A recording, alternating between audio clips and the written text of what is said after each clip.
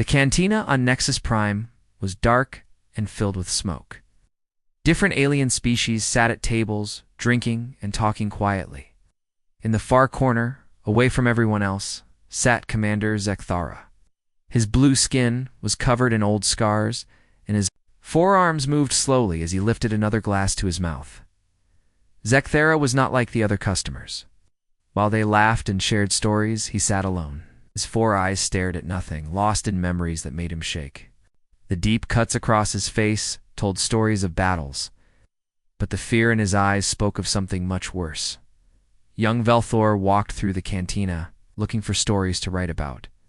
He was a journalist for the Catherian News Network, always searching for interesting tales to tell his readers. When he saw Zekthara, he knew he had found something special. Everyone on Nexus Prime knew about the old commander. They whispered about his service in the war against the humans. 15 years ago, most veterans from that war refused to talk about what happened.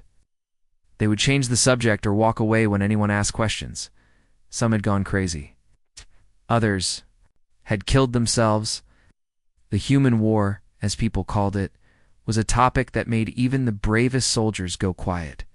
Velthor took a deep breath and walked over to Zekthara's table. The old commander looked up with tired eyes that had seen too. "Much, Commander Zekthara?" Velthar asked softly. "My name is Velthar. I work for the news. Could I sit with you?" Zekthara studied the young reporter for a long moment. Then he pointed to the empty chair across from him. "Sit if you want. But I warn you, young one, some stories are better left untold." Velthor sat down quickly before the commander could change his mind. He pulled out his recording device and placed it on the table. "Sir, I want to know about the war, the real story, not the official reports." Zekthara laughed, but there was no joy in the sound. The real story? The real story would make you run from this cantina screaming. He took another drink. But maybe it's time someone knew the truth. The cantina seemed to grow quieter around them. Other patrons sensed something important was happening and moved their conversations to whispers. "I was young once," Zekthara began. "Young and stupid. I believed what they told us about humans. They said humans were weak. They said humans were primitive, they said. Humans would be easy to defeat." His voice grew bitter. "We had conquered 12 worlds before we met the humans. 12 different species had fallen to our ships and our weapons. We thought we were the strongest race in the galaxy. We thought no one could stand against the Catherian Empire." Velthar leaned forward, not wanting to miss a word. "I was a lieutenant then, serving on the destroyer Crimson Talon. We were part of the first attack fleet sent to human space. Our mission was simple: destroy their ships, take their planets, make them surrender. It should have taken a few weeks at most." Zekthara's 4 hands began to shake as he remembered. "We had studied the humans for months before the attack. Spies told us they were a young species. They had only been in space for a short time. Their ships looked small and weak compared to ours. Their weapons seemed primitive. Everything about them suggested an easy victory." He paused to drink again. The alcohol seemed to be the only thing that kept his memories from overwhelming him. The first battle was at Kepler 44b. It was a human colony world with maybe 1 million people living on it. We brought 50 ships to attack it. The humans had only 12 ships defending the planet. We thought it would be over in minutes. Velthar watched as Zekthara's scarred face twisted with remembered pain. "When our ships came out of hyperspace, the human ships were waiting for us. It should have been our first warning. They knew we were coming, but they didn't run. Every other species we had fought would have retreated when they saw how outnumbered they were, but not the humans." The commander's voice dropped to almost a whisper. "Their ships were smaller than ours, yes, but they moved like nothing we had ever seen. They were fast, so fast that our gunners couldn't track them properly. And they fought like demons." Other patrons in the cantina had now stopped their own conversations entirely. They pretended to drink or eat, but everyone was listening to the old commander's story. The human ships didn't try to fight us from a distance like smart warriors would do. Instead, they charged straight at us, straight into our formation. It was suicide, or so we thought. Our captain started laughing. He said the humans were making it easy for us. Zekthara's laugh was hollow and frightening. That laughter died quickly.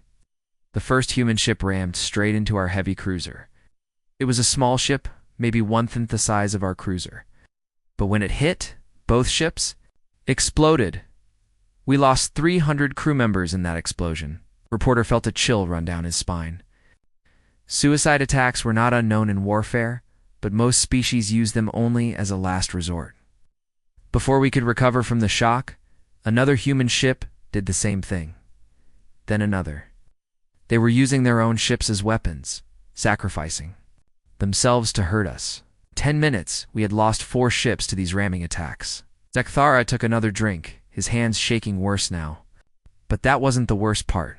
The worst part was their leader. The human ships had a commander, a captain named Jake Morrison. His ship was called the USS Liberty. We monitored their communications, and we could hear him talking to his crew. The commander's 4 eyes focused on something far away, reliving the memory. This human, this Jake Morrison, he was calm. Even as his ship was being torn apart by our weapons, he stayed calm. He gave orders like he was discussing the weather. His crew followed those orders without question, even when they knew they were going to die. Velthar realized he was holding his breath. The story was more intense than he had expected. Morrison's ship was hit by 3 of our plasma beams. It was burning and losing atmosphere. Half his crew was dead. Any sane commander would have surrendered or retreated. But Morrison kept fighting. He actually started laughing over the radio. Zekthara's voice became almost inaudible. Said something I'll never forget.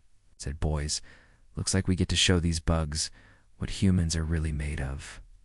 Then he turned his dying ship around and rammed it straight into our command vessel. The cantina was completely silent now. Even the background music had stopped. The explosion destroyed our command ship and killed our admiral. It also damaged to other ships so badly they had to retreat. In 30 minutes, the humans had reduced our attack fleet from 50 ships to 35, and they had only lost 8 ships to do it. Zekthara finished his drink and immediately poured another. We thought it was just luck. We thought the humans had gotten lucky with their desperate attacks. Our remaining commanders regrouped and prepared for a second assault. They were angry now, embarrassed that such a primitive species had hurt us so badly. He looked directly at Velthar with haunted eyes. That was our second mistake, thinking the humans were primitive. We learned soon enough that primitive and effective are not the same thing. The old commander fell silent, staring into his glass. Velthar waited, knowing that pushing too hard might make Zekthara stop talking entirely. Finally, the commander spoke again. The second attack went worse than the first, much worse. And that was when we began to understand that we were not fighting a normal enemy. We were fighting something the galaxy had never seen before. Zekthara poured himself another drink and stared at the liquid for a long moment. The cantina remained quiet, with every patron straining to hear his next words. Velthar kept his recording device running, afraid to move or speak and break the spell. The second attack on Kepler 4-4 to be taught us that humans don't think like other species. Zekthara continued. We brought reinforcements. 70 ships this time, including 2 battleships. We were sure the humans would see they had no chance in surrender. The commander's scarred face twisted into what might have been a smile, but there was no humor in it. The humans had reinforcements too. 20 ships now instead of 12. But these new ships were different. They looked like they had been built in a hurry, with parts from different types of vessels welded together. Our intelligence officers laughed at them. They called them junk ships. Zekthara took a drink and shook his head.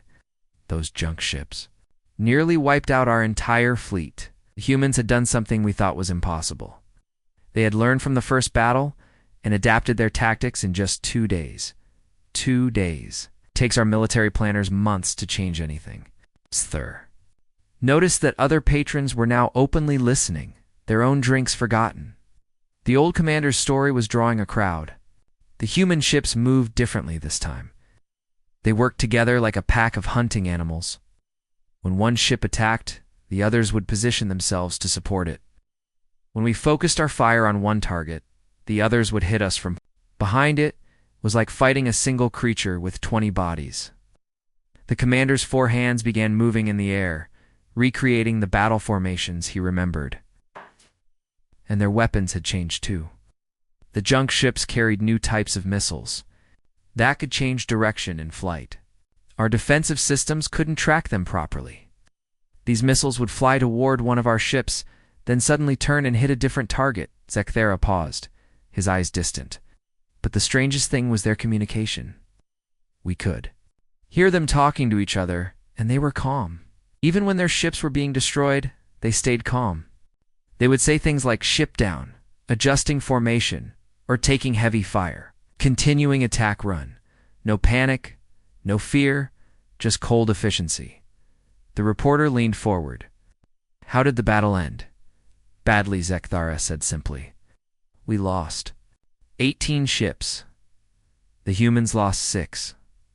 6. Against 70 of our best warships, they only lost 6 of their makeshift vessels. Our fleet commander ordered a retreat, and for the first time in Catharian military history, we ran from a smaller force. The cantina buzzed with quiet whispers as patrons discussed what they had heard. Stories of Catharian defeats were rare and shocking. That was when the High Command decided to change tactics, Zekthara continued. They said space battles were not working because humans were too unpredictable in ship combat, so they decided to attack human colonies directly with ground forces. They thought humans would be easier to fight on the ground. The commander's laugh was bitter and frightening. Ground combat was worse, much worse. He took another drink and continued. I was assigned to the ground assault force that attacked Haven 7. It was a mining colony with about 50,000 humans living there. Our intelligence said they had no military forces, just civilian miners and their families. We brought 20,000 soldiers. It should have been a simple occupation. Voice grew quieter. Haven 7 was surrounded by mountains and had only one spaceport. The humans couldn't escape, and they couldn't receive reinforcements. We landed our troops and expected immediate surrender. Instead, we found that every human on the planet had become a soldier. The old commander's hands began to shake again. The children, Velthor, the human children were carrying ammunition to the fighters. Old humans who could barely walk were setting traps for our soldiers, and the women were just as dangerous as the men. More dangerous sometimes. Other patrons exchanged nervous glances. Fighting civilians was considered dishonorable by most galactic species, but defending one's home was a universal right. The humans had turned their entire colony into a fortress. They used mining equipment as weapons. They turned their vehicles into mobile gun platforms. They even used their farming tools to make explosives. Everything on that planet became a weapon in their hands. Zekthara's voice dropped too, barely above a whisper. There was a human engineer named Lisa Parker. She worked in the fusion reactor that powered the colony. When our troops moved to capture the power plant, she somehow rigged the reactor to explode when we got close. The commander's 4 eyes stared at nothing, lost in the terrible memory. The explosion killed 300 of our soldiers instantly. But that wasn't the worst part. The worst part was that she stayed inside the reactor building when it exploded. She killed herself just to hurt us. She was smiling when she did it. Velthor felt cold. Suicide attacks were one thing in space combat, but a civilian choosing to die just to kill enemy soldiers was something else entirely. The battle for Haven 7 lasted 6 months, Zekthar continued. 6 months to take one small mining colony. We lost 8,000 soldiers. The humans lost everyone. Every single person on that planet died fighting us. Men, women, children, old people. They all chose to die rather than surrender. Even the serving staff had stopped working to listen. But even as they were dying, they were learning, the commander said. Each attack they made was more effective than the last. They studied our armor and found its weak points. They learned our patrol patterns and set ambushes. They even learned our language so they could confuse our radio communications. Zekthera stood up suddenly and walked to the window that looked out over the station's docking bays. There was a human doctor on Haven 7 named Paul Young. He ran the colony's medical center. When our troops were wounded, he would treat them. He saved dozens of our soldiers' lives, even while his own people were dying. The commander turned back to face Velthar. Do you understand what that means? This human was watching his family and friends die, and he was still helping our wounded soldiers. Not because he had to, but because he chose to. Because he believed it was right. Velthar shook his head. I don't understand. Neither did we, Zekthara said, returning to his seat. How do you fight an enemy who will show you mercy, even while they're trying to kill you? How do you defeat people who can switch from deadly warrior to compassionate healer in the same moment? The commander poured another drink with unsteady hands. After Haven 7, our military leaders were confused. They had expected the ground war to be easier than space combat. Instead, it was worse. Much worse. The humans didn't fight like soldiers. They fought like forces of nature. He looked directly at Velthor. And that was when we learned the most. Terrifying thing of all about humans, they learn fast. Every battle taught them something new about us. But we were learning nothing about them because they kept changing their tactics. Zekthara took a long drink and stared at the table. The war continued for 3 more years after Haven 7. 3 years of humans doing impossible things, surviving impossible situations, and winning battles they should have lost. And with each victory, we began to realize that we were not fighting a normal species. The old commander's voice became barely audible. We were fighting something that the galaxy had never seen before, something that didn't follow the rules of warfare that every other species followed, something that scared us more than death itself. He fell silent, and the cantina remained quiet for several minutes. Finally, Velthor worked up the courage to speak. What happened next, Commander? Zekthara looked up with haunted eyes. Next we learned that everything we thought we knew about warfare was wrong, and that humans had been holding back. Zekthara stared at his empty glass for a long moment before pouring another drink. His 4 hands moved slowly, as if the weight of his memories made even simple actions difficult. The cantina remained silent, waiting for him to continue his terrible story. The 3rd year of the war brought something that changed everything, he said finally. Our intelligence division captured some human military documents. At first, we thought they were fake, because what we read made no sense. Velthor leaned closer. What did the documents say? They contained something called the Geneva Conventions, Zekthora replied. Rules that humans had made for themselves. About how to fight wars. Rules about not hurting prisoners. Rules about not attacking hospitals. Rules about not using certain types of weapons. The commander's scarred face showed confusion, even after all these years. We couldn't understand. Why would any species limit itself during warfare? Why would warriors choose to be less effective when their lives were at stake? Other patrons in the cantina murmured among themselves. The idea of voluntary restrictions in warfare seemed absurd to most galactic species. When they read these documents, Zekthara continued, they said humans were even more foolish than we thought. They said any species that handicapped itself with such stupid rules deserved to lose wars. The commander took another drink, and his expression grew darker. But then our intelligence officers explained something that made us all go quiet. These Geneva Conventions were not rules for fighting all enemies. They were rules that humans followed when fighting other humans. The cantina fell silent as the implications sank in. Do you understand what that means? Zekthara asked, his voice barely above a whisper. When humans fought each other, they had rules. They agreed to limit their weapons and tactics so that both sides could survive and rebuild after the war. But when they fought us, they were not using those same rules. Velthor felt a chill run down his spine. You mean? I mean that everything we had seen so far was humans being gentle with us, Zekthara said. The suicide attacks, the improvised weapons, the civilian fighters, the refusal to surrender. All of that was humans holding back compared to what they could really do. The old commander stood up and walked to the window again, looking out at the stars.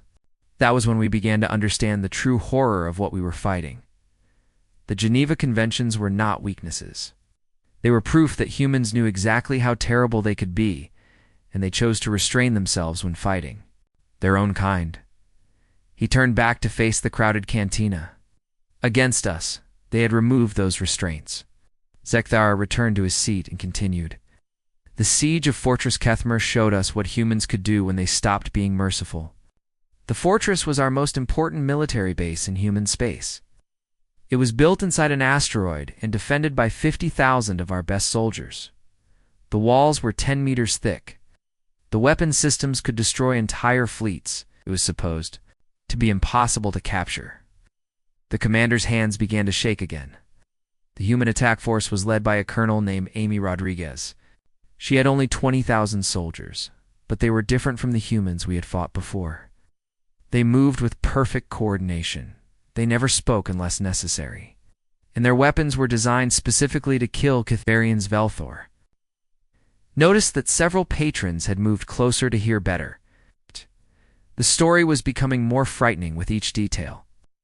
Rodriguez's forces used biological weapons that targeted our respiratory systems. Gas that was harmless to humans but deadly.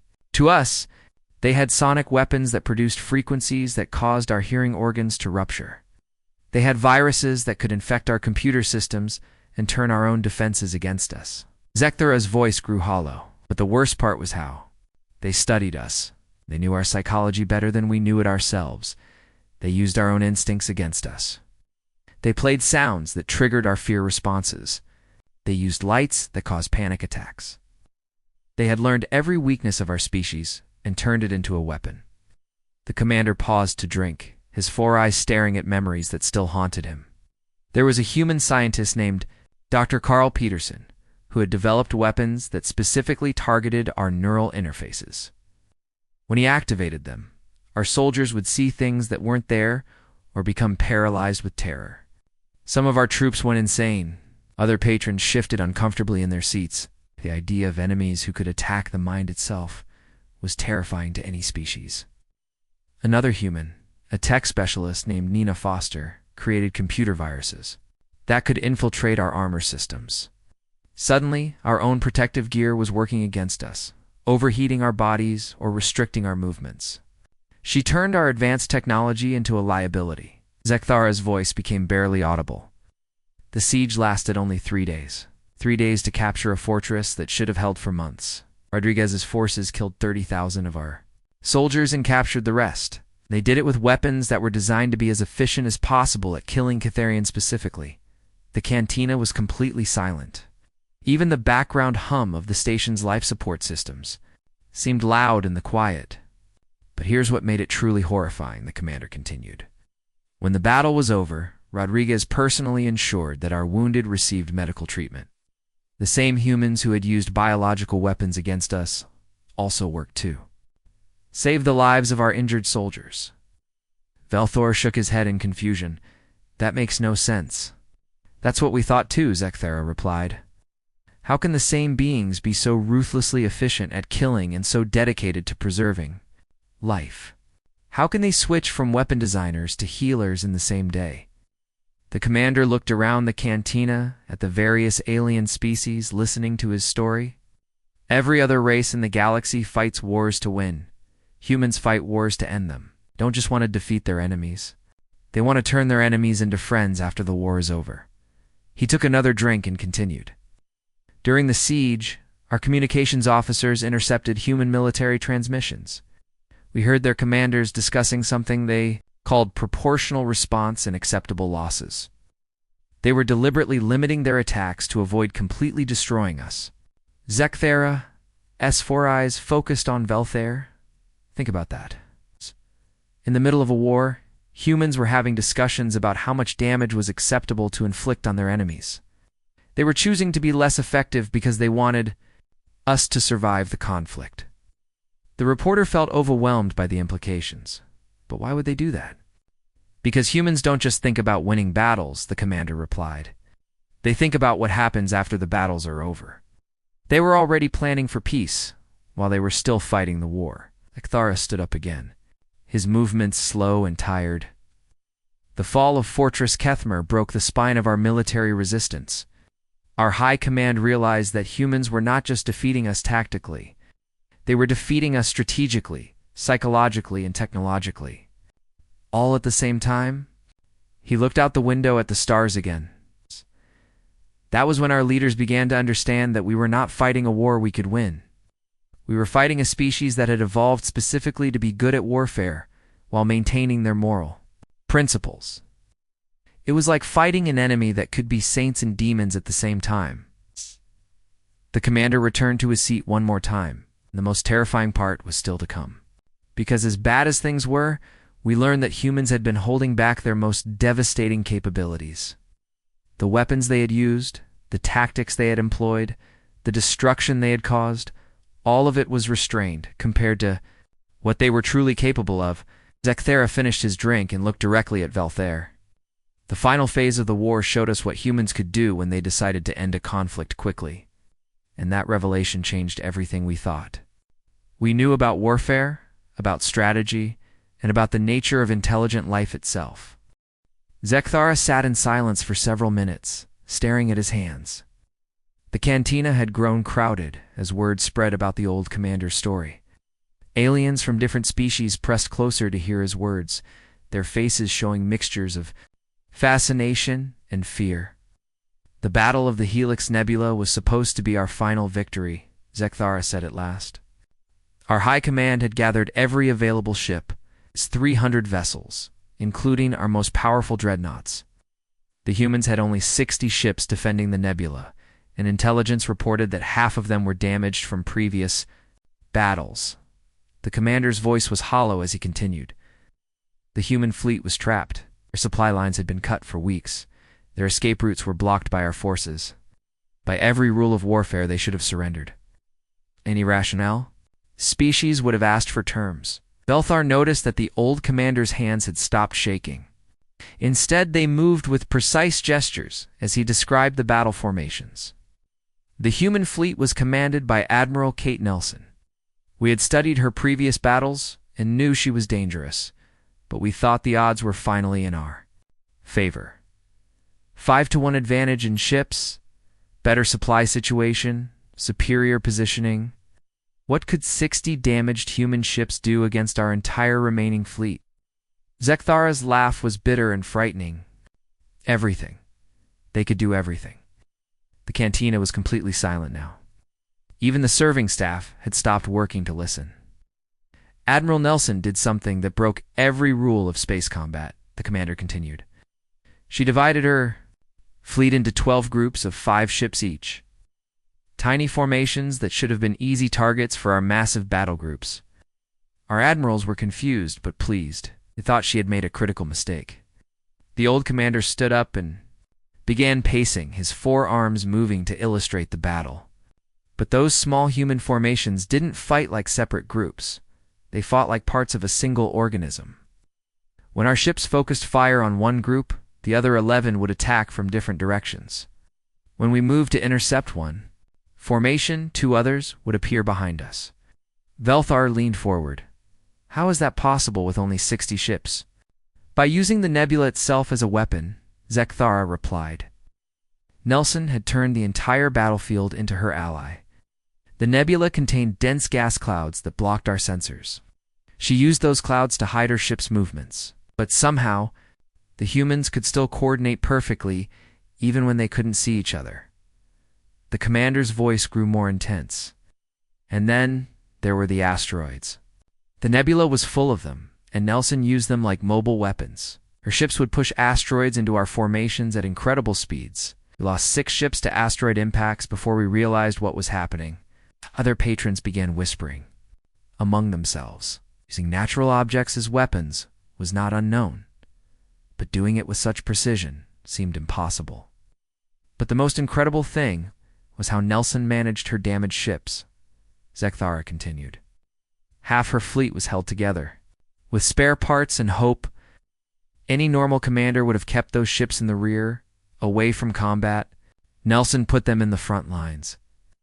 The commander's 4 eyes stared at nothing as he remembered. A human destroyer called the USS Defiant had lost its main engines and half its weapons. It should have been useless in battle, but Nelson used it as a decoy, making our forces think it was an easy target. When our ships moved to attack it, 3 other human vessels would ambush them from the gas clouds. Zekthara returned to his seat and poured another drink. The battle lasted 18 hours.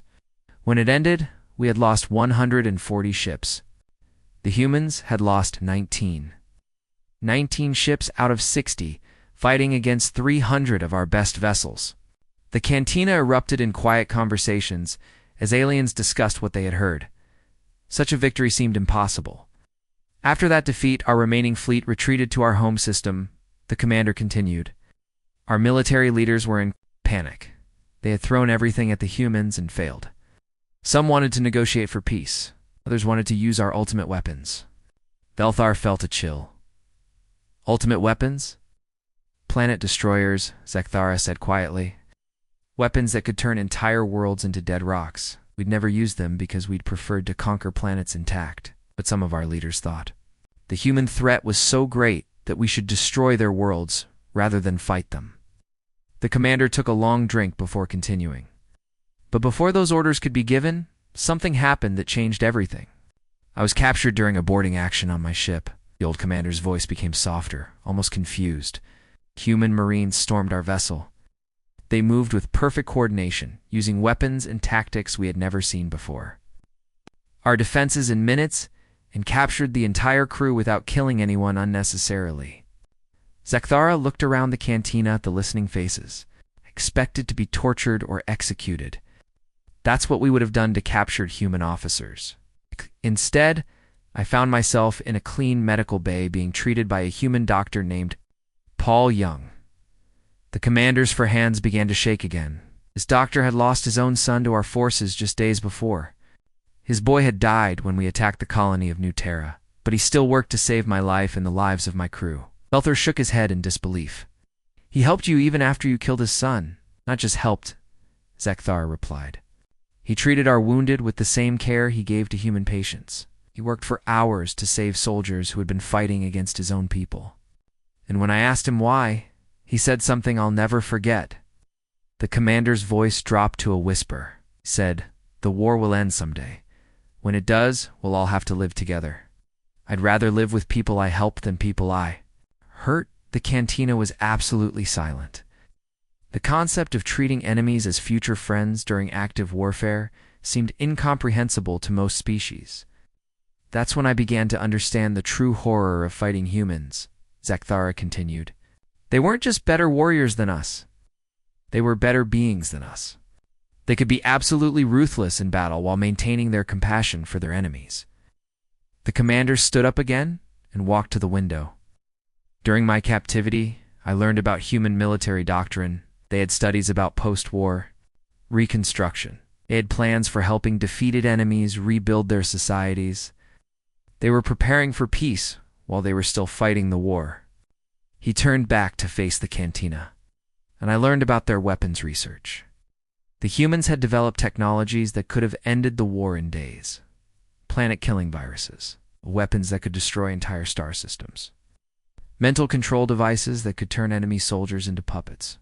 Zekthara's voice became barely audible, but they chose not to use them. Not because they couldn't, but because they decided those weapons were too terrible to ever deploy.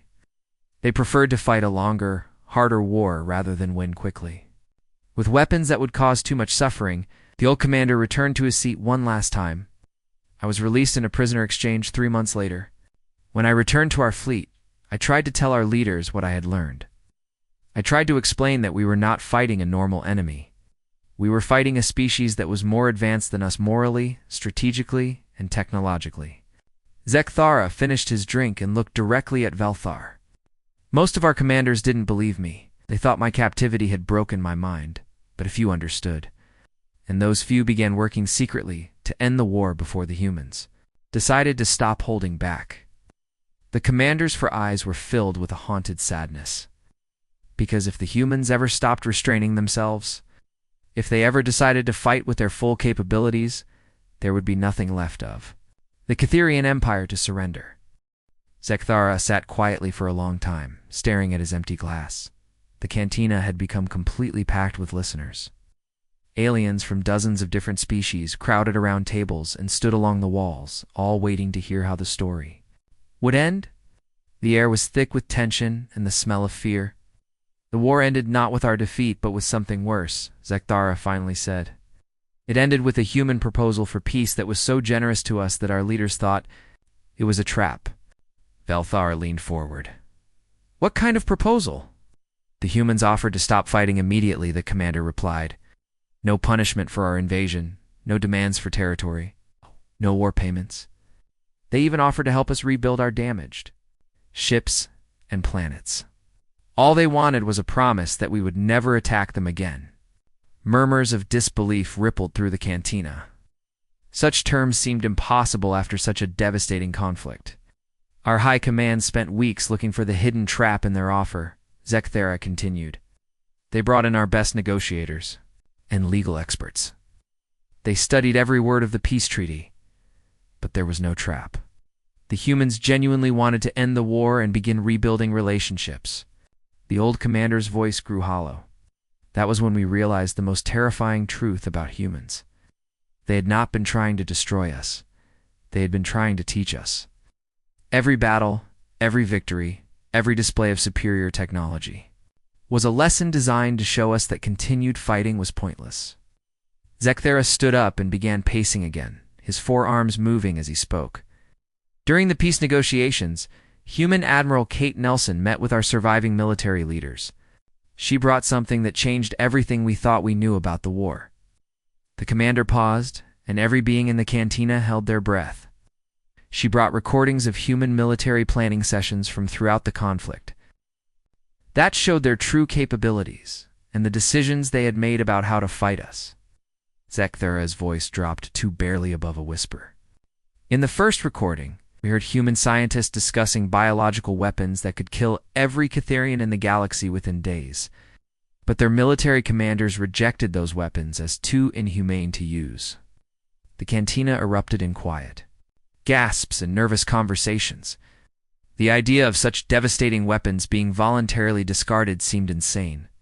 The second recording showed human engineers explaining how they could destroy our sun and turn our home system into a dead zone. But their leaders said such actions would make them no better than the monsters they were fighting against. Velthor felt sick. They could have ended the war immediately. From the very beginning, Zekthara confirmed, every weapon they used against us was a limited version of something much more terrible. Every tactic they employed was designed to minimize casualties while achieving victory. They had been fighting with one hand tied behind their backs. The commander continued pacing, his scarred face showing the strain of remembering. The recordings showed discussions between human generals like Ryan Clark and Sharon Davis. They talked about acceptable losses and proportional response, like we were beings deserving of protection rather than enemies to be destroyed. Zekthara stopped pacing and faced the crowded cantina. Do you understand what that means? While we were using every weapon we had, trying our hardest to kill as many humans as possible, they were deliberately limiting themselves to avoid causing us too much harm. The old commander returned to his seat and poured his final drink of the evening. Admiral Nelson showed us one last recording. It was from a meeting of human leaders held just before the Battle of the Helix Nebula. They were discussing whether to reveal their true military capabilities to end the war quickly. Zekthara's four hands began to shake violently. The human president said something that haunts me to this day. He said, if we show them what we're really capable of, they'll be too afraid to ever trust us. Better to win slowly and keep their respect than win quickly and lose their friendship. The cantina fell completely silent. The implications of those words were staggering. The humans had been protecting us from themselves, the commander continued. They could have ended the war in days, but they chose to fight for years because they wanted us to remain capable of being their allies afterward. Velthar shook his head in amazement. But why would they want to be allies with people who attacked them? Because humans don't think like other species, Zekthara replied. They don't see enemies as permanent conditions. They see enemies as future friends who just haven't learned to trust each other yet. The commander took a long drink and continued. After the peace treaty was signed, human ships began arriving in our territory. Not warships, but hospital ships and construction vessels. They brought medical supplies for our wounded and materials to help rebuild our damaged worlds. Zekthura's voice became filled with a mixture of wonder and terror. Human doctors who had been developing biological weapons against us were now working to cure diseases that plagued our people. Human engineers who had designed planet-killing devices were now building schools and hospitals on our worlds. The old commander looked around at the diverse crowd listening to his story. The same species that had defeated our entire military was now helping our children learn to read and our farmers grow better crops. It was like being conquered by guardian angels instead of enemy soldiers. Zekthara stood up one final time and walked to the window overlooking the station's docking bays. 15 years have passed since the war ended. In that time, humans have become our closest allies. They trade with us, share technology with us, and defend us from other threats. Some of our young people now study at human universities, turned back to face the cantina. But I still wake up screaming sometimes. Not because of what the humans did to us during the war, but because of what they could have done. Every night, I dream about those recordings Admiral Nelson showed us. Weapons that could sterilize planets. Technologies that could control minds. Strategies that could wipe out entire species. The commander's voice became barely audible, and I remember that all of those terrible capabilities are still out there. The humans still have those weapons. They still possess that knowledge. They could still choose to use them if they ever decided that diplomacy wasn't working. Returned to his table and sat down heavily. That's why I drink, young reporter. Not because I lost a war, but because I learned what the winners were really capable of. The humans showed us mercy, not because they were weak, but because they were strong enough to choose restraint. The old commander looked directly at Velthor. With haunted eyes, people think the war taught us that humans are dangerous fighters. But that's not the real lesson. The real lesson is that humans are dangerous because they choose not to be. Their greatest weapon isn't their technology or their tactics. It's their ability to show mercy to enemies who don't deserve it. Zekthara finished his drink and stood up slowly. So when people ask me about the human war, I tell them this. We didn't lose to a superior military force. We lost to a superior moral force. And that's infinitely more terrifying. The commander began walking toward the exit, then stopped and turned back one last time. The galaxy thinks it understands humans now, but they're wrong. Humans are not just another species to be cataloged and predicted. They're something entirely new. There are people who could conquer the entire galaxy, but choose to protect it instead. Zekthara's final words echoed through the silent cantina as he disappeared into the night, and that choice is what makes them the most dangerous species the universe has ever known. Not because of what they will do, but because of what they won't do, even when they have every reason to. Velthar sat alone at the table, staring at his recording device. Around him, the cantina slowly returned to normal as patrons went back to their own conversations, but the mood had changed. Everyone who had heard the story now looked at the universe a little differently, knowing that somewhere out there was a species that could destroy everything, but chose to build instead.